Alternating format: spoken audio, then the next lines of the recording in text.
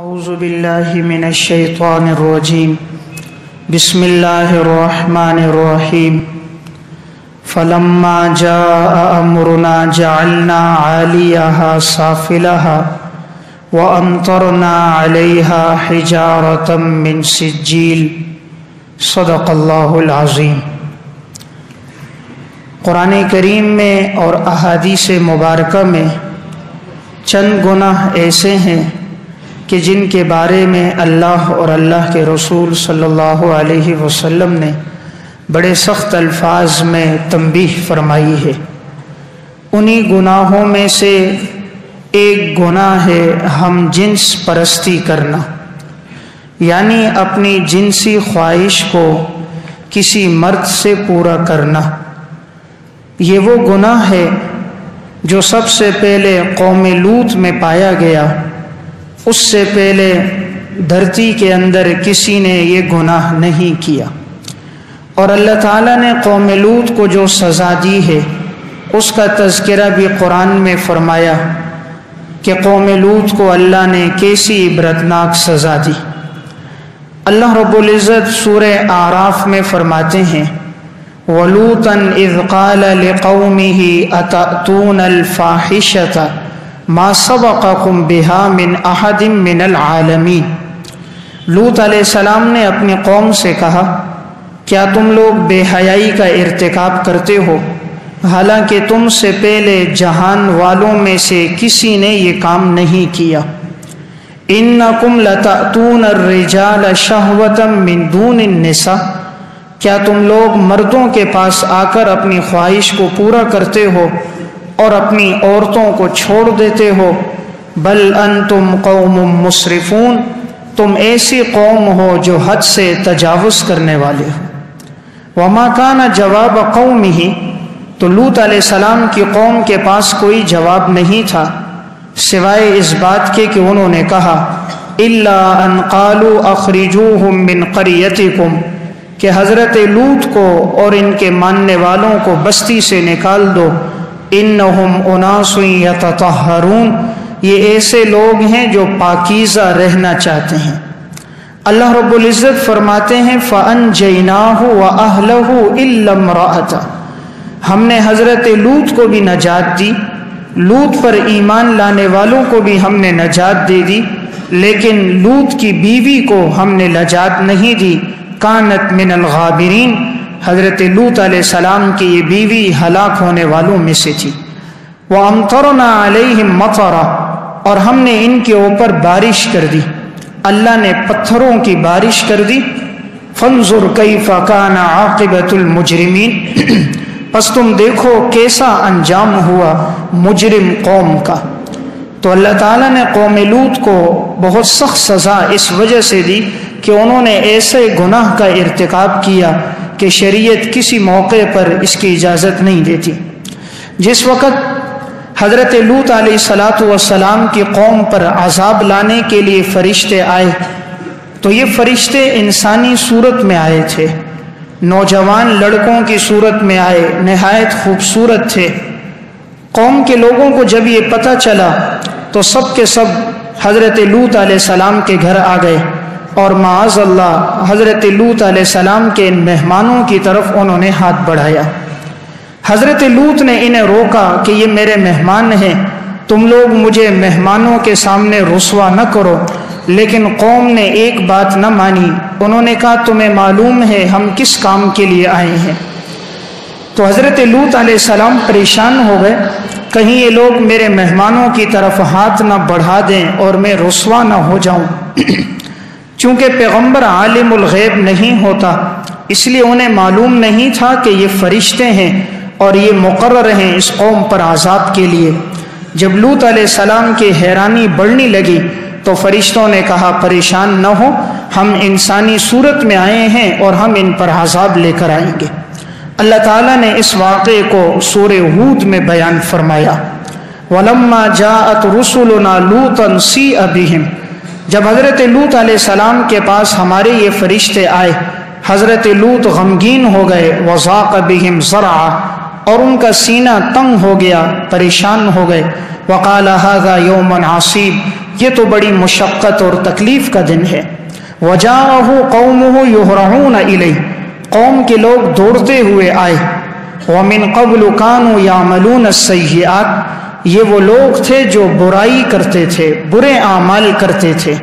قال یا قوم ہؤلاء بناتی ہن اطہر لکم، حضرت لوط علیہ السلام نے فرمایا اے میری قوم کے لوگوں، میری بیٹیاں تمہارے گھروں میں موجود ہیں، وہ تمہارے لیے پاکیزہ ہیں۔ فاتقوا اللہ، اللہ سے ڈرو، اس گناہ سے باز آ جاؤ۔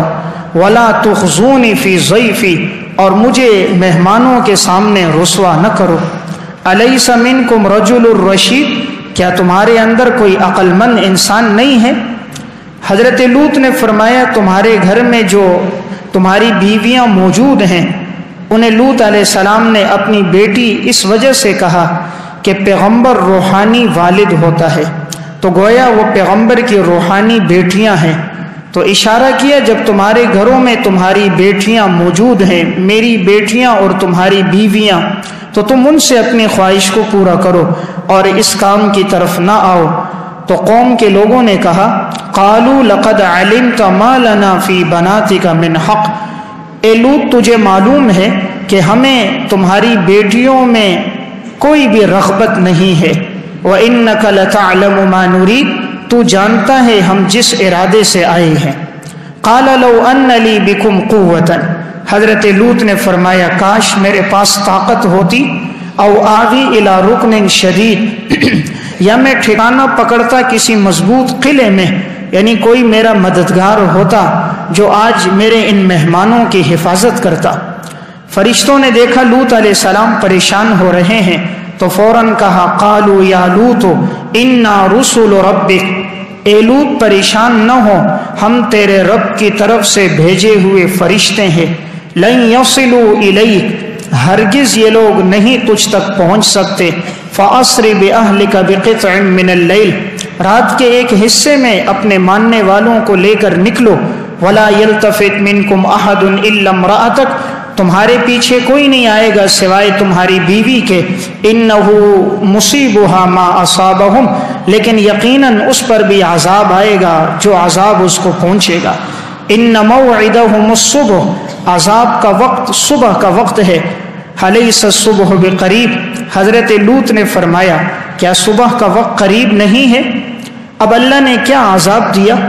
اللہ رب العزت نے فرشتے کو بھیجا کہ جاؤ اس زمین کو اٹھاؤ، اور زمین کو آسمان تک اٹھایا گیا۔ پوری قوم لوط کی بستی اس میں موجود تھی۔ فلما جاء امرنا، جب ہمارے عذاب کا حکم آیا، جعلنا عالیہا سافلہا، ہم نے اوپر کے حصے کو نیچے کر دیا۔ وامطرنا علیہا حجارۃ من سجیل منضود، اور ہم نے ان کے اوپر پتھروں کی بارش کر دی۔ پتھر بھی نشان زدہ تھا، جس پتھر پہ جس کا نام لکھا ہوا تھا، پختہ پتھر تھے، ہر مجرم کو وہ پتھر لگتا تھا۔ مصومۃ عند ربک، یہ تیرے رب کی طرف سے نشان زدہ پتھر تھے۔ وما ہی من الظالمین ببعید، اور نہیں ہے ظالم لوگ کوئی دور، یعنی اللہ کے عذاب میں گرفتار ہو گئے تو اللہ نے نہایت سخت عذاب ان لوگوں کو دیا۔ اس وجہ سے دیا کہ اس قوم نے بے حیائی کا ارتکاب کیا۔ اللہ نے کسی قوم کو اتنا سخت عذاب نہیں دیا جتنا لوط علیہ السلام کی قوم کو دیا، اس کی وجہ ان میں بے حیائی تھی۔ اللہ تعالیٰ کو بے حیائی بالکل پسند نہیں ہے، خصوصاً یہ گناہ۔ نبی اکرم صلی اللہ علیہ وسلم ارشاد فرماتے ہیں اخوف ما اخاف علیکم عمل قوم لوط، میں سب سے زیادہ تم پر جس گناہ کے بارے میں ڈرتا ہوں وہ قوم لوط کے عمل کے بارے میں ڈرتا ہوں، کہیں تم لوگ اس گناہ میں مبتلا نہ ہو جاؤ۔ نبی اکرم صلی اللہ علیہ وسلم نے ارشاد فرمایا لعن اللہ من عمل عمل قوم لوط، اللہ کی لعنت ہو اس شخص پر جو قوم لوط کا عمل کرے۔ لعن اللہ من عمل عمل قوم لوط، دوسری مرتبہ پھر فرمایا اس پہ اللہ کی لعنت جو قوم لوط کا عمل کرے۔ تیسری مرتبہ آپ صلی اللہ علیہ وسلم نے پھر فرمایا لعن اللہ من عمل عمل قوم لوط، اس شخص پہ اللہ کی لعنت جو قوم لوط کا عمل کرے۔ 3 مرتبہ لسان نبوت سے اس پر لعنت ہوئی ہے جو اس گناہ کا ارتکاب کرے۔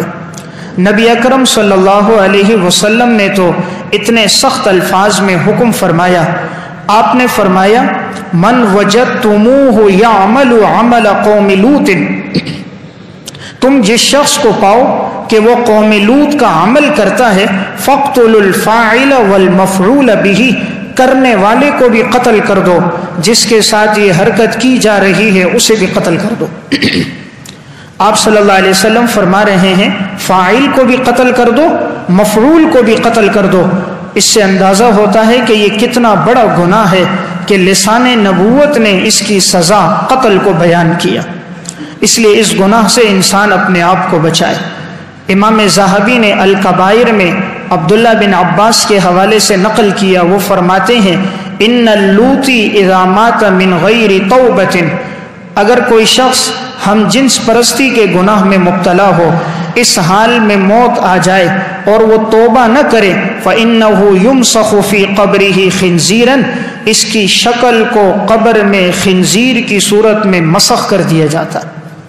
یعنی اس قدر گناہ ہے کہ عبداللہ ابن عباس فرماتے ہیں کہ ایسے آدمی کے جسم کو اور شکل کو اللہ تعالیٰ قبر کے اندر خنزیر کی صورت میں مسخ کر دیتا ہے۔ آپ صلی اللہ علیہ وسلم نے ہر چیز کے زنا کو بیان کیا، ہاتھ کا بھی زنا ہے، آنکھوں کا بھی زنا ہے، پاؤں کا بھی زنا ہے۔ رسول اللہ صلی اللہ علیہ وسلم نے فرمایا، صحیحین کی روایت ہے، زنا العین النظر، آنکھوں کا زنا بد نظری کرنا ہے، وزنا اللسان النطق، زبان کا زنا غیر محرم سے گفتگو کرنا ہے، وزنا الید البطش، ہاتھ کا زنا غیر محرم کو پکڑنا ہے، وزنا الرجل المشی، پاؤں کا زنا اس کی طرف چل کر جانا ہے، وزنا الاذن الاستماع، کان کا زنا نامحرم کی بات سننی ہے، والنفس تمنا وتشتہی، نفس تو آرزو کرتا ہے، خواہشات کرتا ہے، والفرج یصدق ذلک ویکذبہ، اور شرمگاہ اس کی تصدیق کر دیتی ہے، یہ تکذیب۔ تو آپ صلی اللہ علیہ وسلم نے گویا اس روایت میں ہر چیز کے زنا کو بیان کیا ہے۔ اس سے اندازہ کیا جا سکتا ہے کہ یہ گناہ کس قدر بڑا گناہ ہے۔ حضرت سفیان ثوری رحمۃ اللہ علیہ بڑے اللہ والے محدث اور فقیہ گزرے ہیں۔ ایک دفعہ انہوں نے دیکھا کہ حمام میں ایک خوبصورت لڑکا داخل ہوا ہے، انہوں نے فوراً کہا اخرجوہ عنی فانی ارا مع کل امرأة شیطانا وارا مع کل صبی حسن 12 شیطانا، اس کو فوراً باہر نکالو، میں ہر عورت کے ساتھ ایک شیطان کو دیکھتا ہوں اور اس لڑکے کے ساتھ میں 10 سے زیادہ شیطانوں کو دیکھ رہا ہوں۔ حضرت امام احمد ابن حنبل رحمۃ اللہ علیہ اپنے دور کے محدث اور فقیہ ہیں، انہوں نے دیکھا کہ ایک شخص بازار سے گزر رہا ہے، اپنے ساتھ ایک خوبصورت لڑکے کو لے جا رہا ہے، تو انہوں نے فوراً پوچھا ما ھذا منک، یہ کون ہے تمہارے ساتھ؟ انہوں نے کہا ابن اختی، یہ میرا بھانجا ہے۔ امام احمد نے فرمایا لا تجی به الینا مرۃ اخرى ولا تمشی معه فی طریق لئلا یظن بک من لا یعرفک، آئندہ اسے لے کر بازاروں میں مت چلنا، ہماری مجلسوں میں مت لے کر آنا، کہیں ایسا نہ ہو کوئی تمہارے بارے میں بدگمانی کر دے جو اس کو پہچانتا نہ ہو۔ ہر ایک کو معلوم نہیں یہ تمہارا بھانجا ہے، اس لیے اپنی عزت اور آبرو کی حفاظت کرو۔ تو حکم ہے اتقوا مواضع التہم، تہمت کی جگہوں سے بھی انسان اپنے آپ کو بچائے۔ حضرت خالد ابن ولید رضی اللہ تعالیٰ عنہ ایک جگہ جہاد کے لیے گئے، جب اللہ تعالیٰ نے اس علاقے کو فتح کر دیا تو اس علاقے میں پتہ چلا کہ ایک نوجوان لڑکا اپنی جنسی خواہش کو اسی طرح ایک لڑکے سے پورا کرتا ہے اور وہ اس گناہ میں مبتلا ہے۔ گواہوں سے یہ بات ثابت ہو گئی۔ حضرت خالد بن ولید نے حضرت ابو بکر صدیق رضی اللہ تعالیٰ عنہ کو خط لکھا کہ آپ بتائیے اسے کیا سزا دی جائے۔ اس وقت ابو بکر صدیق خلیفہ تھے، تو انہوں نے تمام صحابہ کو جمع کیا اور مشورہ لیا کہ اسے کیا سزا دی جائے۔ حضرت علی رضی اللہ تعالیٰ عنہ موجود تھے اس میں، تو حضرت علی نے فرمایا ان ھذا ذنب لم یعملہ الا امۃ واحدہ، یہ ایسا گناہ ہے جو کسی قوم نے نہیں کیا سوائے ایک قوم لوط نے کیا ہے۔ وقد اعلمنا اللہ تعالی بما صنع بہم، اور اللہ تعالیٰ نے ہمیں مطلع کر دیا کہ اللہ نے انہیں کیا سزا دی ہے۔ ارا ان یحرق بالنار، میری رائے یہ ہے کہ ان کو آگ میں جلا دیا جائے۔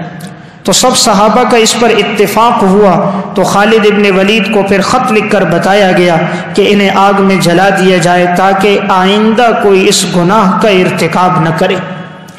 اس سے اندازہ کیا جا سکتا ہے کہ صحابہ اکرام نے اتنی سخت سزا کا فیصلہ کر دیا۔ اس واقعے کو علامہ خرائطی نے مساوی الاخلاق میں، اور امام بہقی نے شعب الایمان میں، اور ذہبی نے الکبائر میں نقل کیا۔ تو یہ اتنا بڑا گناہ ہے، معاشرے میں انسان اس گناہ سے اپنے آپ کو اور اپنی اولاد کو، متعلقین کو بچائے۔ اللہ تعالیٰ اس کی کتنی سخت سزا دے دیتا ہے۔ امام ذہبی نے الکبائر میں ایک واقعہ لکھا۔ حضرت عیسیٰ علیہ السلام ایک جگہ سے گزر رہے تھے، دیکھا کہ دو آدمی آگ کے عذاب میں مبتلا ہیں۔ یہ اللہ کے سچے پیغمبر تھے، انہوں نے فوراً اللہ سے دعا کی کہ اے اللہ، ان دونوں کو کس وجہ سے عذاب دیا جا رہا ہے؟ اللہ رب العزت نے ان کو اپنی اصلی حالت میں لوٹایا اور کہا تم ہی عیسیٰ روح اللہ کو بتاؤ کہ تم کس گناہ کی سزا میں ہو۔ تو اس میں لڑکے نے کہا فقال الرجل یا روح اللہ انی کنت فی الدنیا مبتلا بحب هذا الصبی، میں دنیا میں ایسا آدمی تھا کہ جو اس لڑکے کی محبت میں مبتلا ہو گیا، فحملتنی الشہوۃ، مجھے شہوت نے ابھارا، ان فعلت بہ الفاحشہ، اور میں نے یہ بے حیائی کا ارتکاب کر دیا۔ فلما مت ومات الصبی، جس وقت میں مرا اور یہ بچہ جس کے ساتھ میں نے یہ حرکت کی، یہ لڑکا سیر نارا یحرقنی مرتن، اللہ تعالیٰ نے اسے بھی آگ کی صورت میں بدل دیا، اس کے ذریعے اللہ مجھے جلاتا تھا، وَصَيَّرَنِي نَارًا أُحْرِقُهُ، اور مجھے آگ میں بدل دیا اور میرے ذریعے اللہ اس کو جلا رہا ہے۔ فَهَذَا عَذَابُنَا إِلَى يَوْمِ الْقِيَامَةِ، اور ہمارا یہ عذاب قیامت کے دن تک ہوگا۔ اس سے اندازہ کیا جا سکتا ہے کہ اللہ رب العزت کے ہاں یہ گناہ کس قدر مبغوض ترین ہے، اس لیے انسان اس گناہ سے اپنے آپ کو بچائے۔ شریعت نے انسان کو حکم دیا ہے نکاح کرنے کا، اپنی خواہش کو جائز راستے پر پورا کرنے کا۔ جب انسان جائز راستے کو نہیں اپناتا تو رسوا بھی ہوتا ہے، بیماریوں میں مبتلا ہو جاتا ہے، اور پھر ازدواجی حقوق کی ادائیگی کے قابل نہیں رہتا۔ طرح طرح کی جسمانی بیماریاں، ایڈز کی بیماری، لا علاج بیماریوں میں مبتلا ہو جاتا ہے۔ ہر گناہ کی ایک سزا ہے۔ وَمَن يَعْمَلْ سُوءًا يُجْزَ بِهِ، انسان جو بھی عمل کرے اسے سزا دی جاتی ہے۔ اس لیے گناہوں میں یہ ایک بڑا گناہ ہے، اس سے ہم میں سے ہر ایک شخص